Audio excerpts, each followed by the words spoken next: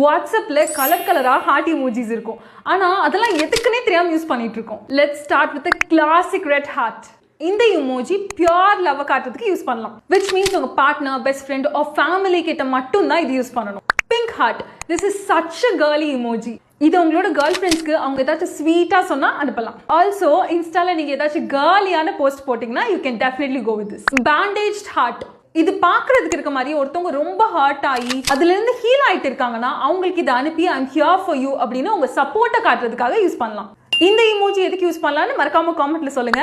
Beating heart. if you want to share how someone makes a heart beat அதுக்கு இது use பண்ணலாம். உங்களுக்கு யார் மேல இன்ட்ரெஸ்ட் இருக்கோ அவங்கள தவிர வேற யாருக்காவது இதை அனுப்பி அடி வாங்கிடாதீங்க. and this is my favorite, sparkling heart. இதை நீங்க பாசிட்டிவ் வைப்ஸ் காட்டுறதுக்கு யூஸ் பண்ணலாம். ஆல்மோஸ்ட் எல்லா போஸ்ட்லயும் நான் இதை யூஸ் பண்ணிடுவேன். Also you can use it to say something is cute. இந்த வீடியோவோட பார்ட் 2 வேணும்னா காமெண்ட்ல சொல்லுங்க. இந்த மாதிரி